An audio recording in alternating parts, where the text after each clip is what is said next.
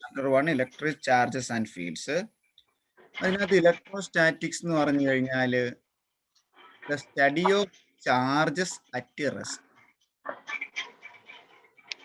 Charges which are at rest. അവ charge move ചെയ്യുന്നില്ല, അല്ലെങ്കിൽ അവിടെ കറണ്ട് ഉണ്ടാകുന്നില്ല. അങ്ങനെ മൂവ് ചെയ്യാത്ത രീതിയിൽ നമുക്ക് രണ്ട് രീതിയിൽ ഒരു ബോഡീനെ ചാർജ് ചെയ്തെടുക്കാം. അതിനുള്ള രണ്ട് മെത്തേഡാണ്.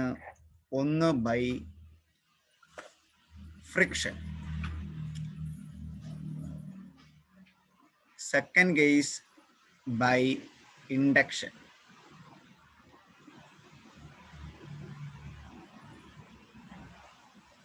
അപ്പൊ ഈ ഫ്രിക്ഷന്റെ കാര്യം നിങ്ങൾ കേട്ടിട്ടുണ്ടായിരിക്കും. നമ്മളൊരു പ്ലാസ്റ്റിക്കിന്റെ ചീപ്പ് നമ്മളുടെ തലിമുടിയിലിട്ട് ഉരച്ചതിന് ശേഷം തൊട്ടടുത്തുള്ള ഒരു പേപ്പർ കഷ്ണത്തിന്റെ അടുത്ത് കൊണ്ടുപോയി വെച്ച് കഴിഞ്ഞാൽ ആ പേപ്പർ കഷ്ണം അട്രാക്റ്റ് ചെയ്യപ്പെടുന്നതായിട്ട് തോന്നും. അതിനെയാണ് നമ്മൾ ചാർജ് ബൈ ഫ്രിക്ഷൻ എന്ന് പറയുന്നത്. അതായത് ബൈ റബ്ബിങ്, റബ്ബിങ് എന്ന് പറഞ്ഞാൽ ഉരയ്ക്കുക, by rubbing a material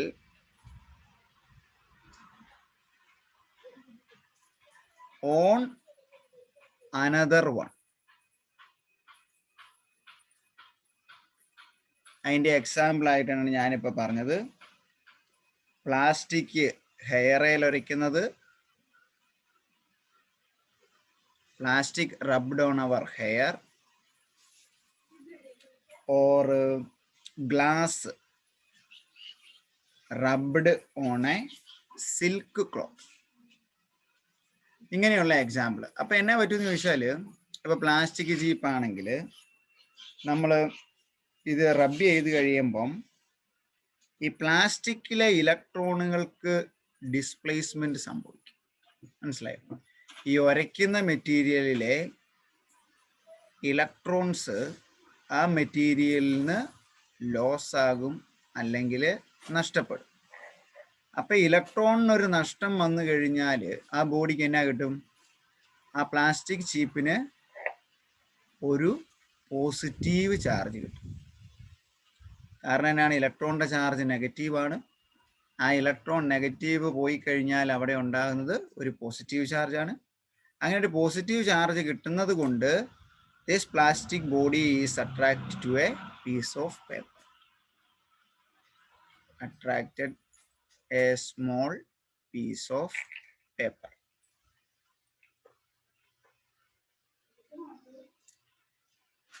This is the first method, charge by friction.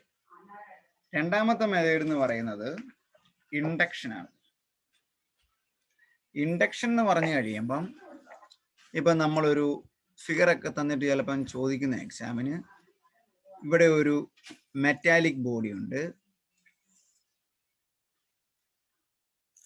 അതിൻ്റെ താഴത്തേക്കുള്ള കണക്ഷൻ എന്ന് പറയുന്നത് ഒരു ഇൻസുലേറ്റീവ് മെറ്റീരിയൽ ഇങ്ങനെ കൊടുത്തിരിക്കുകയാണ്.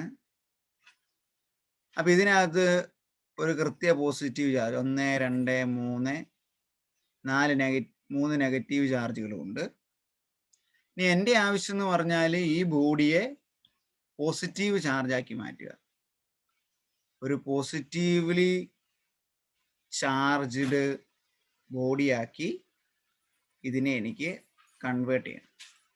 അത് എന്നാ ചെയ്യണമെന്ന് ചോദിച്ചാൽ, ഇതിപ്പം നമ്മളൊരു ഇത് ഇൻസുലേറ്ററാണ്. ഇൻസുലേറ്റർ എന്ന് പറയാൻ കാരണം ചാർജ് അവിടുന്ന് നേരെ ഭൂമിയിലോട്ടൊന്നും പോയില്ല. പോസിറ്റീവ് ചാർജ് ഇതിനകത്ത് വേണമെങ്കിൽ ഫസ്റ്റ് സ്റ്റെപ്പായിട്ട് നമ്മളൊരു നെഗറ്റീവ് ചാർജ് ഉള്ള ഒരു ബോഡീനെ ഇതിനടുത്ത് കൊണ്ടുവരിക.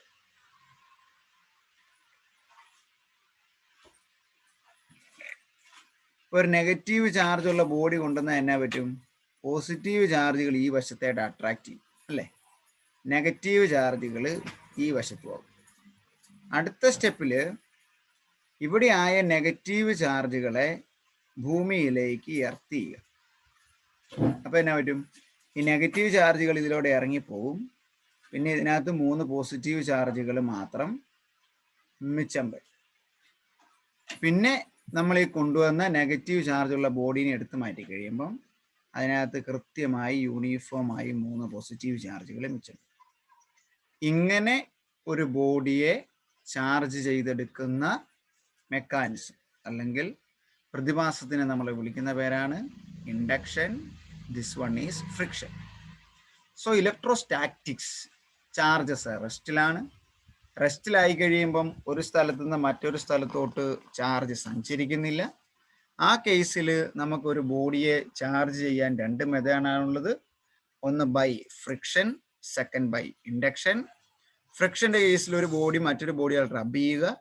അപ്പോൾ അതിനകത്ത് ഒരു ഇലക്ട്രോണിക് ഡിസ്പ്ലേസ്മെന്റ് ഉണ്ടാവും, അല്ലെങ്കിൽ ഒരു ഇലക്ട്രോൺ നഷ്ടപ്പെടും. അപ്പോൾ അതിനൊരു ചാർജ് കിട്ടും.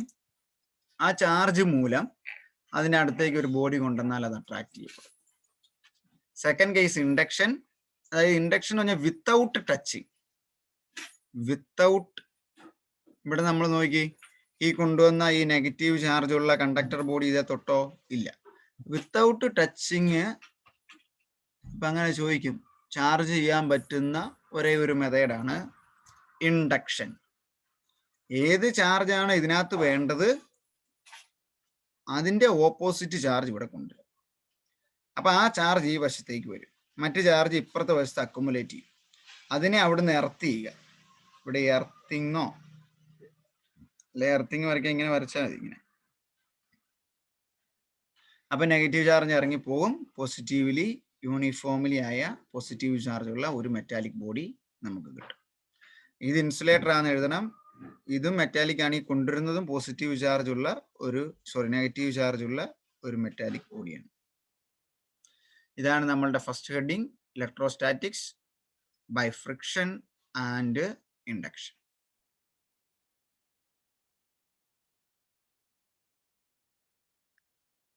COULOMB,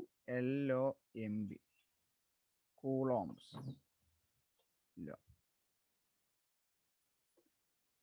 അതിപ്പോൾ ഒരു ചാർജ്, 2 ചാർജസ്, ഒരെണ്ണം ഒരു പോസിറ്റീവ് ചാർജ്. പോസിറ്റീവ് ചാർജ് ആണെങ്കിൽ ഒരു പോയിന്റ് ചാർജ് ആയിട്ട് എഴുതുക. ഒരു പോസിറ്റീവ് ഇടുക, ഒരു വട്ടം വരയ്ക്കുക, ഒരു ക്യൂ എന്ന് കൊടുക്കുക. ഇവിടെ വേറൊരു ചാർജ്, പോസിറ്റീവോ നെഗറ്റീവോ എന്തെങ്കിലും ആയിക്കോട്ടെ, ഞാൻ പോസിറ്റീവ് തന്നെ വരച്ച് അതിനെ വീണ്ടും ഞാൻ ക്യൂ എന്ന് എഴുതി. അത് തമ്മിൽ R ഡിസ്റ്റൻസ് അകലമുണ്ട്. അങ്ങനെയെങ്കിൽ ഇത് രണ്ടും പോസിറ്റീവ് ചാർജ് ആകുമ്പം അവിടെ എന്നാ പറ്റും? ഒരു റിപ്പൾഷൻ ഉണ്ടാകും അല്ലേ? സെയിം ചാർജുകളാണെങ്കിൽ അവിടെ ഒരു റിപ്പൾഷൻ ഉണ്ടാകും. ഇനി ഓപ്പോസിറ്റ് ചാർജ് ആണെങ്കിലോ?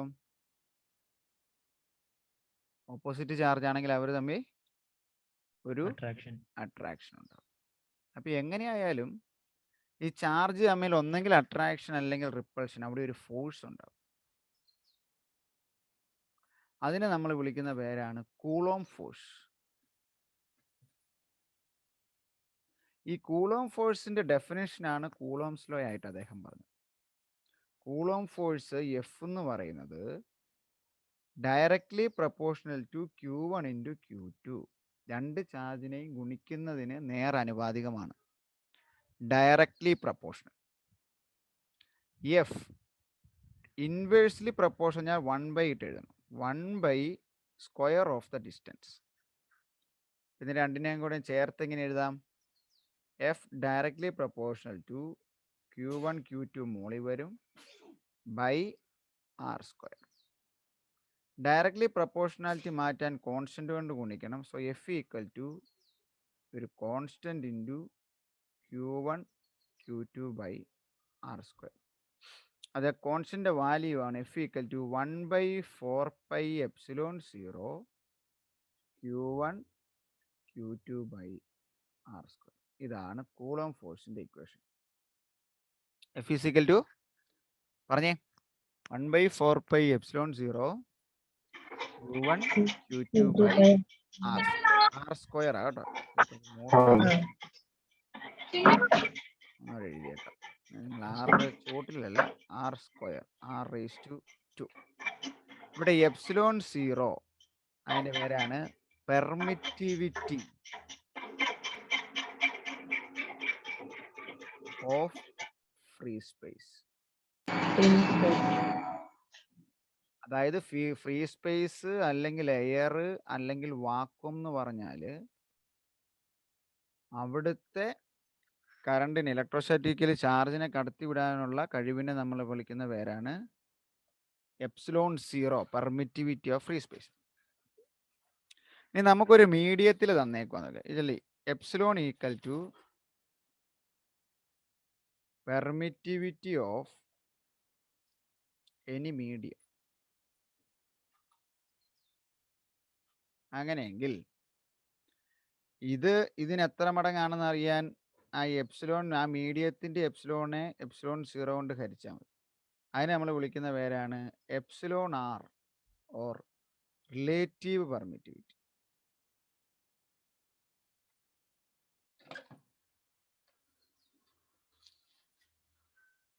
ഇനി എപ്സിലോൺ 0യുടെ വാല്യൂ പഠിക്കണം.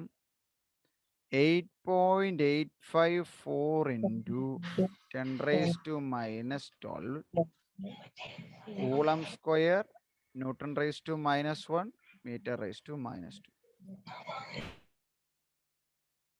ഈ രണ്ട് ഇക്വേഷൻ പഠിക്കണം. എഫിൻ്റെ ഇക്വേഷൻ 1/4πε0 Q1 Q2 r². അല്ല, ഇതിന് മുഴുവൻ ഒരു വാല്യൂ നമുക്ക് കൊടുക്കാം 9 × 10⁻⁹. That's is equal to problem ഒക്കെ ചോദിച്ചാൽ 9 × 9 × 10⁻⁹ into Q1 Q2 r². അതാണ് ആദ്യം പഠിക്കേണ്ടത്. Coulombs law. The force of attraction or repulsion is directly proportional to ഗുണിക്കുക product of the charges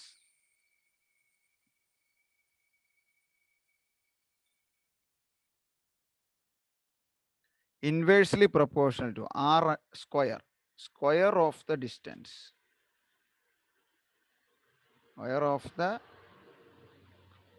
distance ചാർജുകൾ തമ്മിലുള്ളതല്ലേ, ഡിസ്റ്റൻസ് between the charges. ഇനി നമുക്ക് കമ്പൈൻ ചെയ്താൽ F directly proportional to Q1 Q2, F direct inversely proportional to 1/r², F directly proportional to Q1 Q2 r², F equal to ഒരു constant into Q1 Q2 r², F equal to 1/4πε0 Q1 Q2 r². ഇതിൻ്റെ value എന്ന് പറഞ്ഞാൽ 9 × 10⁻⁹ ആയിരിക്കും. Epsilon 0 എന്ന് പറഞ്ഞാൽ permittivity ആയിരിക്കും. Free സ്പേസിലെ അതിൻ്റെ value 8.854 × 10⁻12 coulomb square N⁻⁻1 m⁻⁻2. ഏതെങ്കിലും ഒരു മീഡിയത്തിൻ്റെ ആണ് നമ്മൾ എപ്സിലോൺ എന്നാണ് എഴുതുന്നത്. ആ മീഡിയത്തിൻ്റെ വാല്യൂവിനെ പെർമിറ്റിവിറ്റി ഫ്രീ സ്പേസ് കൊണ്ട് ഹരിച്ചു കഴിഞ്ഞാൽ റിലേറ്റീവ് പെർമിറ്റിവിറ്റി അവ തമ്മിൽ എത്ര വ്യത്യാസമുണ്ടെന്ന് കിട്ടും. ക്ലിയർ ആയോ? എഴുതിയെടുത്തേ മുഴുവൻ. സിയുടെ പേരാണ് കൂളോം. കൂളോം എന്ന് പറഞ്ഞാൽ യൂണിറ്റ് ഓഫ് ചാർജ്. ന്യൂട്ടൺ എന്ന് പറഞ്ഞാൽ എന്തിന്റെ യൂണിറ്റ് ആണെന്നറിയാവോ? ഫോഴ്സിന്റെ യൂണിറ്റ്. മീറ്റർ എന്ന് പറഞ്ഞാൽ നമ്മളിവിടെ പറഞ്ഞ ഡിസ്റ്റൻസ് എത്രയാണോ ആ ഡിസ്റ്റൻസിന്റെ യൂണിറ്റ്. സോ ചാർജിന്റെ യൂണിറ്റ് വല്ല മൾട്ടിപ്പിൾ ടേബിൾ ഒക്കെ ചോദിച്ചാൽ ചാർജിന്റെ unit coulomb. Spelling Nokia COULOMB. Charges are bound to propulsion and Coulomb's law states that the force between any two charges, the force between any two charges, ഇനി ഇവിടെ പറഞ്ഞാൽ മതി, is directly proportional to the product of the charges and inversely proportional to the square of the distance of separation. അല്ലെങ്കിൽ അവയുടെ distance of separation അല്ലെങ്കിൽ square of the distance between the charges. Coulomb's law states that the force between any two charges is directly proportional to the product of the charge and inversely proportional to the square of the distance. So we can write it as എന്ന് പറഞ്ഞ step എഴുതണം. Final equation F is equal to F is equal to 1 by 4 pi epsilon 0 Q1 by 4 Q2 pi by epsilon 0 Q1 Q2 Q1 by R Q2 square. by R square. അതായത് ഇത് ഈ coulombs law എഴുതിയ coulomb force F എന്ന് പറയുന്നത് ഒരു vector quantity ആണ്. അപ്പോൾ ഇവിടെ ഇങ്ങനെ ഒരു വെക്ടർ സൈൻ ആണ് ഇട്ടത് കേട്ടോ. So vector F is equal to 1 by 4 pi epsilon 0 Q1 Q2 by R square. തുടരാം. ഇനി അടുത്തായിട്ട് ഞാൻ പറയാൻ പോകുന്നത് ക്വാണ്ടൈസേഷൻ ഓഫ് ചാർജ് ആണ്. Quantisation of charge, QUANTI, quantisation of charge. ഇത് പറയുന്ന ഇതാണ്, ചാർജ് ഏതെങ്കിലും ഒരു ചാർജ്, ഇപ്പോൾ ഒരു വലിയ ചാർജ് ആവട്ടെ ചെറിയ ചാർജ് ആവട്ടെ എത്രയാണേലും ഒരു ചാർജിന്റെ അളവ് എന്ന് പറയുന്നത് എപ്പോഴും ഇലക്ട്രോണിന്റെ ചാർജ് എത്രയാണെന്ന് അറിയാവോ? 1.6 into 10⁻⁻19 കൂളോം. അതിന് സി ഇട്ടാൽ മതി. 1.6 into 10⁻⁻19 സി. നമുക്ക് 10⁻⁻ എഴുതുന്നത് 10ന്റെ പവർ ആയിട്ട് ഇവിടെ എഴുതണം. 10⁻⁻ കൂളോം, ക്യാപിറ്റൽ സി ആണ്. അതാണ് ഇലക്ട്രോണിന്. സോ ചാർജ്, ഏതെങ്കിലും ഒരു ചാർജ് Q എപ്പോഴും ±N into E ആയിരിക്കും. മുമ്പേ നമ്മൾ ഉടമ്പടി ഇക്വേഷൻ നമ്പർ 3 വരെ അല്ലായിരുന്നോ? This is equation number 4 in this chapter. Q is equal to ±N. ഞാൻ ഈയുടെ മുകളിൽ വരയ്ക്കാൻ കാരണം ഇലക്ട്രോണിന്റെ ചാർജ് നെഗറ്റീവ് ആയതുകൊണ്ട്. സോ ഇപ്പം എന്നിന്റെ വാല്യൂ എപ്പോഴും 1, 2, 3, 4 അങ്ങനെ ആകാവൂ. എന്നിന്റെ വാല്യൂ ഒരിക്കലും 0.1 0.2 0.5 അങ്ങനെയൊന്നും ആകാൻ പാടില്ല. അപ്പോൾ n നോട്ട് ഈക്വൽ ടു ഇങ്ങനെ ആയിരിക്കും. n എപ്പോഴും ഇൻറ്റീജേഴ്സ് ആയിരിക്കും, ഇൻറ്റീജർ മൾട്ടിപ്പിൾ ആയിരിക്കും, അല്ലെങ്കിൽ എപ്പോഴും അതൊരു എണ്ണൽ സംഖ്യ ആയിരിക്കും. ഇതാണ് ക്വാണ്ടൈസേഷൻ ഓഫ് ചാർജ് എന്ന് പറയുന്നത്. ചാർജുകളുടെ വാല്യൂ എപ്പോഴും ഇലക്ട്രോണിന്റെ ചാർജിനെ ഒരു നമ്പർ കൊണ്ട് ഗുണിക്കുന്നതിന് തുല്യമായിരിക്കും. ഇത് വെച്ച് ചോദ്യം ചോദിക്കാറുണ്ട് പരീക്ഷയ്ക്ക്. ഇപ്പം ഒരു ചോദ്യം ഞാൻ നേരത്തെ ചോദിച്ചിട്ടുള്ള ചോദ്യമാണ്, ഒരു ക്വസ്റ്റ്യൻ 5 ചെയ്തിട്ടുള്ള, is the charge -3.2 into 10⁻⁻19 coulomb. ഈ ചാർജ് പോസിബിൾ ആണോ? നമ്മൾ എങ്ങനെ ചെയ്യുന്നതെന്ന് ചോദിച്ചാൽ Q equal to ±N into E എടുക്കും. ചാർജിന്റെ വാല്യൂ ഇവിടെ തന്നിട്ടുണ്ട്, -3.2 into 10⁻⁻19 equal to ±N into ഇലക്ട്രോണിന്റെ ചാർജ് എത്രയാന്ന് ഇവിടെ പറഞ്ഞേ? 1.6 into 10⁻⁻19. അപ്പൊ ഈ വാല്യൂവിനെ ഇങ്ങോട്ടേ ഹരിച്ചാൽ n കിട്ടും അല്ലേ? n equal to -3.2 into 10⁻⁻19 divide by 1. ഇവിടെ വേണം മൈനസ് കൊടുക്കും, -1.6 into 10⁻⁻19 വെട്ടിപ്പോവും. 3.2 ഈക്വൽ ടു 3.2 ഡിവൈഡ് ബൈ 1.6 അത് ചെയ്യുമ്പോൾ 2 എന്ന് ആൻസർ. അപ്പൊ n ഒരു എണ്ണൽ സംഖ്യ അല്ലേ കിട്ടിയത്? 1, 2, 3, 4 എക്സെട്ര ഏതെങ്കിലും ഒരു എണ്ണൽ സംഖ്യ ആണ് കിട്ടുന്നതെങ്കിൽ so this charge is possible.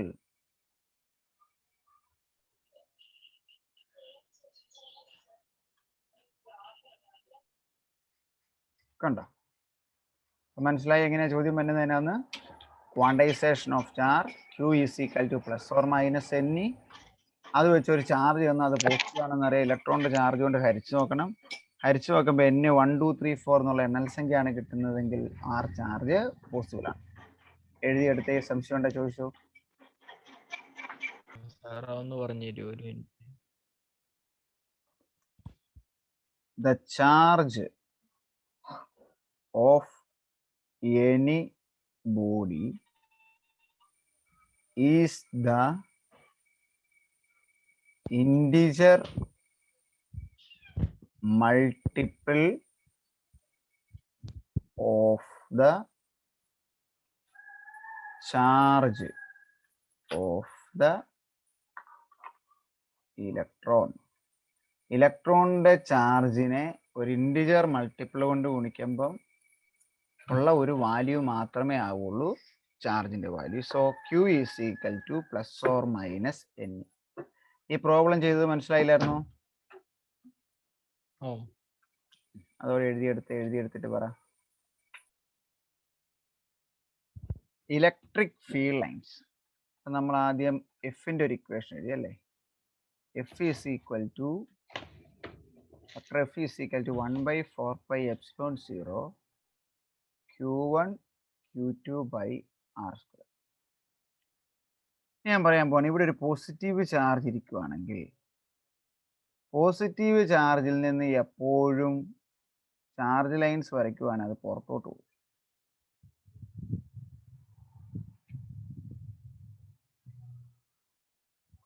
ഇങ്ങനെ വൃത്തികേടായിട്ടൊന്നും വരച്ചു നോക്കില്ല. കൃത്യം 4 എണ്ണം വരച്ചാൽ അതിനിടയ്ക്ക് ഓരോന്നോടെ വരച്ചാണ്. പോസിറ്റീവ് ചാർജിൽ നിന്ന് പുറത്തോട്ട് പോകുമെന്ന് പറയുമ്പം ആരോടെ ഡയറക്ഷൻ പുറത്തേക്കായിരിക്കും.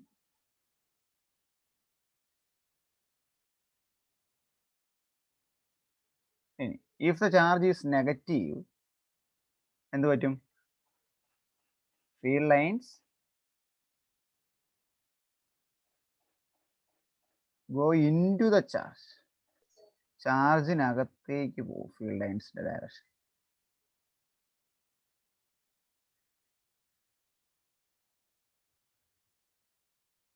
അപ്പൊ ആരോ എങ്ങനെയാകും? നെഗറ്റീവ് ചാർജിന് അകത്തേക്കായിരിക്കും. ഇനി തൊട്ടടുത്ത് 2 ചാർജ് ഇരിക്കുക, ഒരു പോസിറ്റീവ് ചാർജും ഒരു നെഗറ്റീവ് ചാർജും ഇരിക്കുന്നെങ്കിൽ ഇത് എവിടെ തുടങ്ങും? നമ്മൾ പറഞ്ഞത് പോസിറ്റീവിൽ തുടങ്ങി നെഗറ്റീവ് തീരും. അപ്പൊ ഇത് വരയ്ക്കുവാണെങ്കിൽ ഇങ്ങനെ വരയ്ക്കാം. ഇവിടെ തുടങ്ങി നെഗറ്റീവ് തീരും. ഇവിടെ ഒരെണ്ണം ഉണ്ട് ഇങ്ങനെ വരും, ഇവിടെ ഒരെണ്ണം ഉണ്ട് ഇങ്ങനെ വരും. അതുപോലെ ഇപ്പുറത്തെ സ്ഥലത്ത് നിന്ന് ഇങ്ങനെ വരയ്ക്കാം, ഇവിടെ നിന്ന് ഇങ്ങനെയും വരയ്ക്കാം.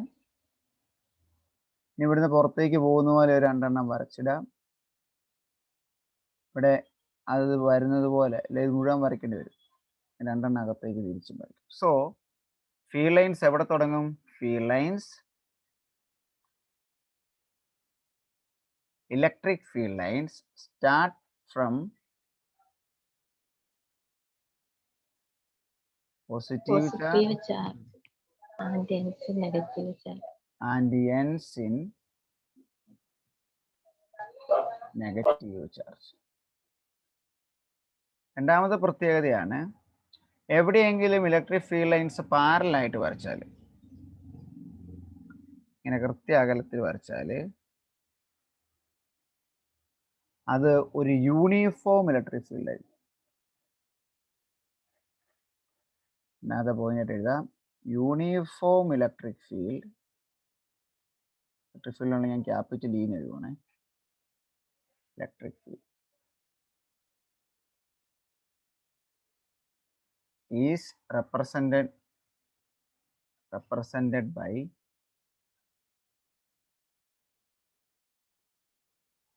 parallel lines.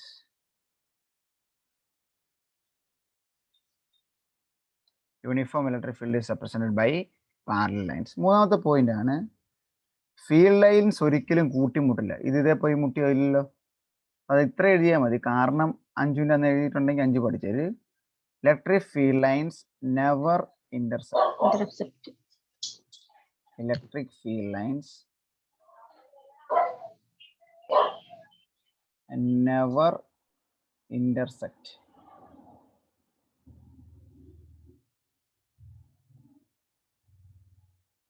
SECT, never intersect, ഒരിക്കലും കൂട്ടിമുട്ടില്ല. ഇനി ഏതെങ്കിലും ഒരു പോയിന്റിൽ നമുക്ക് ഇലക്ട്രിക് ഫീൽഡിന്റെ ഡയറക്ഷൻ അറിയണമെങ്കിൽ അതേലോട് ഇങ്ങനെ ടാൻജന്റ് വരയ്ക്കുന്നു. ഇങ്ങനെ ഇവിടെ ഈ ഒരു പോയിന്റ് എടുത്തു കഴിഞ്ഞാൽ ഇതിലൂടെ വരയ്ക്കുന്ന സ്ട്രെയിറ്റ് ലൈൻ നമ്മൾ വിളിക്കുന്ന പേരാണ് tangent. So a tangent gives the direction of the electric field. Tangent gives the direction of electric field. ഇതിങ്ങനെ ചോദിക്കാം. ഇലക്ട്രിക് ഫീൽഡ് ലൈൻസിന്റെ properties of electric field lines. 2 മാർക്കിന് 4 point. Properties of electric field lines. അപ്പം electric fields എവിടെ തുടങ്ങും? Positive charge തുടങ്ങും. ഇനിയിപ്പോൾ 2 positive ചാർജുകൾ 2 അടുത്തിരിക്കുകയാണെങ്കിലോ ഇതോട്ട് പോയില്ല, റിപ്പൽ ചെയ്തു പോകും. അപ്പോൾ ഇവിടെയുള്ളത് ഇങ്ങനെ തന്നെ വരയ്ക്കാം. ഇവിടെ വരുമ്പോൾ ഇങ്ങനെ വളഞ്ഞ് ഇങ്ങോട്ട് തിരിഞ്ഞു പോകും.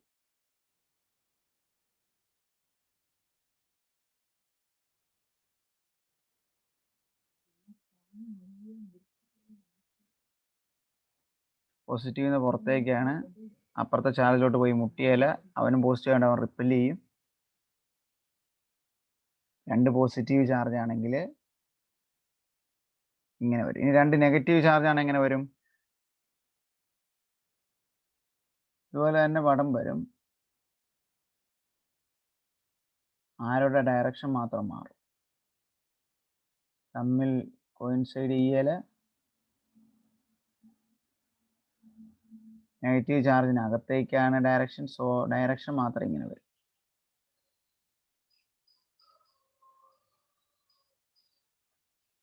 കണ്ട് എങ്ങും ഒരെണ്ണം തമ്മിൽ ഇന്റർസെക്ട് ചെയ്തിട്ടില്ല. It start from positive charge, ends in negative charge. Uniform electric field represented by parallel lines. This is uniform electric field.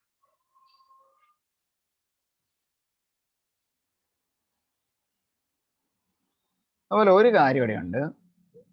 ഇപ്പോൾ ഒരു ചാർജിന്റെ കേസ് മാത്രം തന്നാൽ ഇതിന് ചുറ്റും നമ്മൾ ആ റേഡിയസ് ഉള്ള ഒരു സർക്കിൾ ഇങ്ങനെ വരച്ചാൽ ആ സർക്കിളിലെ എല്ലാ പോയിന്റും മുട്ടുന്നിടത്ത് ഇലക്ട്രിക് ഫീൽഡിന്റെ വാല്യൂവും സെയിം ആണ്. അപ്പം യൂണിഫോം ഇലക്ട്രിക് ഫീൽഡ് ഇങ്ങനെയും കൂടെ റെപ്രസെന്റ് ചെയ്യാം. ഒന്ന് ഓർത്ത് തരും. ഒരു ചാർജ് മാത്രമേ ഉള്ളെങ്കിൽ യൂണിഫോം ഫീൽഡ് എന്ന് പറയുന്നത് ആ ചാർജിന്റെ സെൻട്രൽ നിന്ന് ഒരു റേഡിയസ് വരച്ചാൽ, ഒരു റേഡിയസ് ഉള്ള ഒരു സർക്കിൾ വരച്ചാൽ ആ സർക്കിളെ കിട്ടുന്ന ഈ പോയിന്റുകൾ ഇതെല്ലാം യൂണിഫോം ഇലക്ട്രിക് ഫീൽഡുകളായിരിക്കും. Third point, electric field lines never intercept. Fourth point, tangent. ഈ റെഡ് കളറിൽ കൊടുത്തിരിക്കുന്നതാണ് tangent. The tangent gives the direction of the electric field.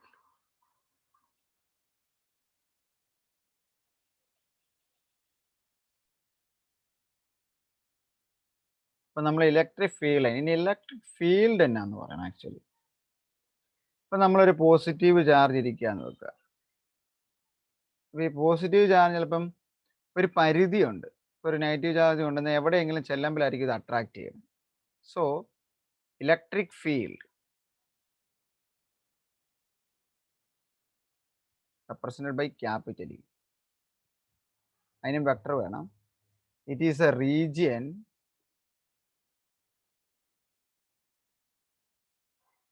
around a charge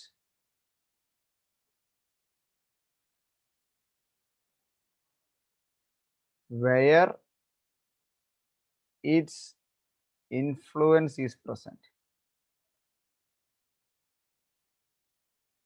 എവിടം വരെയാണോ ഒരു ചാർജിന് അതിൻ്റെ ഇൻഫ്ലുവൻസ് പുലർത്താൻ കഴിയുന്നത് അതിനെയാണ് നമ്മൾ അതിൻ്റെ ഇലക്ട്രിക് ഫീൽഡ് എന്ന് പറയുന്നത്. ഇലക്ട്രിക് ഫീൽഡിൻ്റെ ഇക്വേഷൻ ഇതാണ്,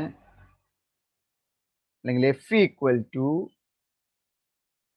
Q ഇൻറ്റു E. അപ്പം E തന്നെ കണ്ടുപിടിക്കാനായാൽ മതി. ക്യൂവിൻ്റെ അങ്ങോട്ട് കൊണ്ടേക്കായിരിക്കാം. F/Q. മുമ്പ് നമ്മൾ ഇക്വേഷൻ നമ്പർ 1ൽ എഫിൻ്റെ ഇക്വേഷൻ പറഞ്ഞായിരുന്നു. 1/4πε0 Q1 Q2/r². All divide by ഇവിടുത്തെ Q. ഒരു Q വെട്ടിപ്പോവും. പിയുടെ ഇക്വേഷൻ എങ്ങനെയാണ്? പഠിക്കാൻ വളരെ എളുപ്പമാണ്. ഒരു Q കളഞ്ഞിട്ട് അങ്ങ് പഠിച്ചാൽ മതി. FE = 1/4πε0 Q/r². മനസ്സിലായി പറഞ്ഞത്? Electric field is the region around a charge. ഒരു ചാർജിന് ചുറ്റും അതിന് സ്വാധീനമുള്ള മേഖല.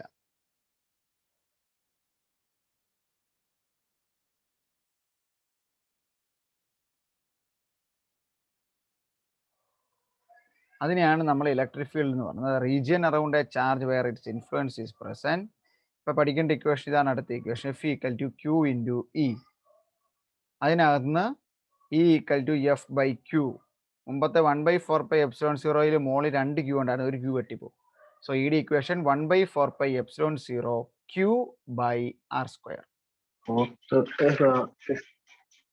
ഇതിന്റെ ഇക്വേഷൻ പ്രത്യേകം ഇത് 5 ഇത് 6. എന്നാ പറഞ്ഞ ഇലക്ട്രിക് ഫീൽഡ് എന്നാന്ന് പറഞ്ഞേ?